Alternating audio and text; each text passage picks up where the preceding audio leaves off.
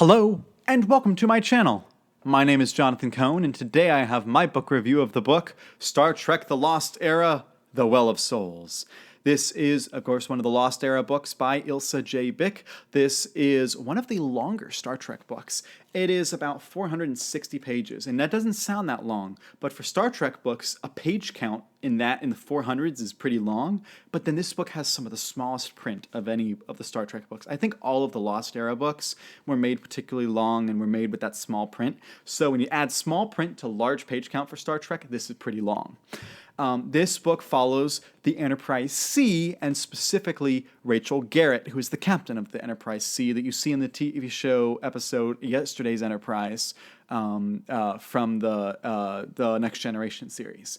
And I read this specifically because we were going to review it on Literary Treks. And I try to be positive as much as I can. I'm talking on this channel about stuff I love.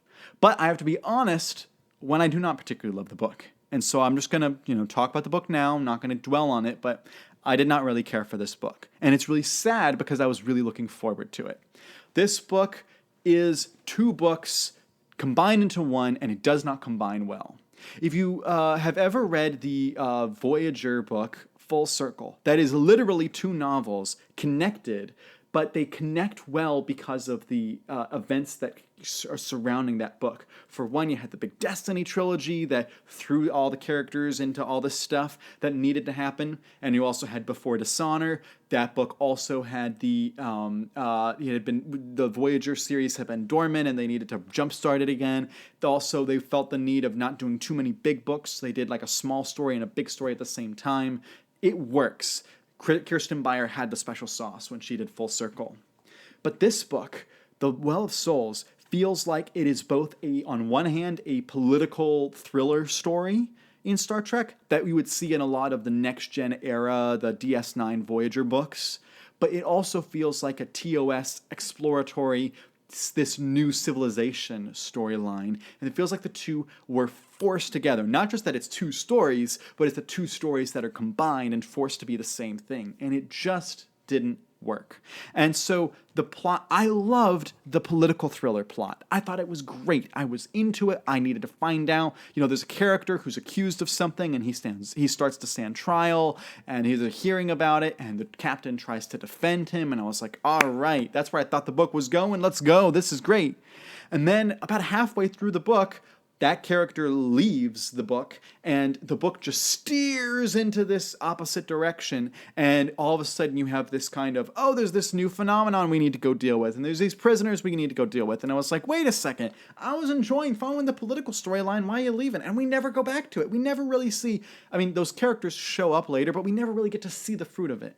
And if we had seen Rachel Garrett, the captain, choose, no, you're not going to take my guy without me being involved in the process. And she had gone all the way back to Starfleet Command, and you'd seen her sit in on all those meetings and seen Starfleet and Starfleet intelligence have to figure out how to deal with the trial without leaking classified information. Would have been a brilliant book. And that's what the book seemed to be setting up. But no, that's not where it goes. And the exploratory story in the book just was not entertaining to me.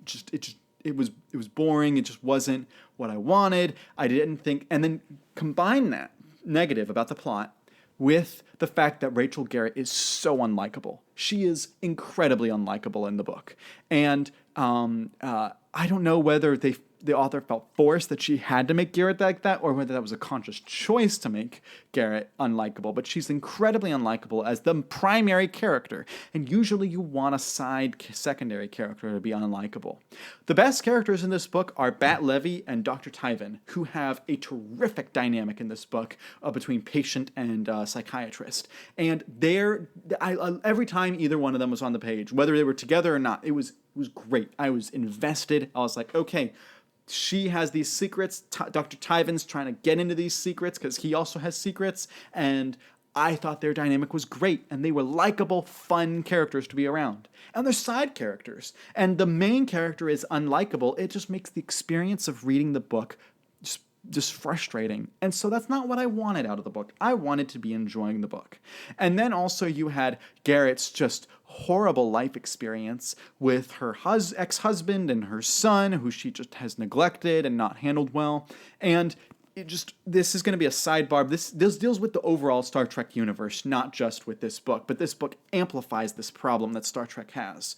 Star Trek is supposed to be this utopia, this idea that we have fixed the problems that we have today, the idea that we are expanding and doing better in the future. Yet, despite all that, families are almost always broken in Star Trek. There's so many characters, like, McCoy is one of the only characters in the original series that has a family, but he's divorced. And Garrett in this book is one of the only characters who has a family, and she's divorced. And she just couldn't make it work. And she has a terrible relationship with her husband in this book. And there are some couples that show the good values and the good elements of family, like in Deep Space Nine, there's some good elements of that, and also in Voyager with Tom and B'Elanna. But in this book, it just highlights Star Trek's general problem of depicting divorced families, broken families. And it's just so frustrating, especially since I think all the problems in this book could have been easily diverted, could have been easily fixed. But the author chose to go in a different direction. And the character of the son was very interesting. The character of the dad even was very interesting. But just the whole idea of the broken relationship between the mom and the dad and the kid was just very frustrating to me and not appealing at all.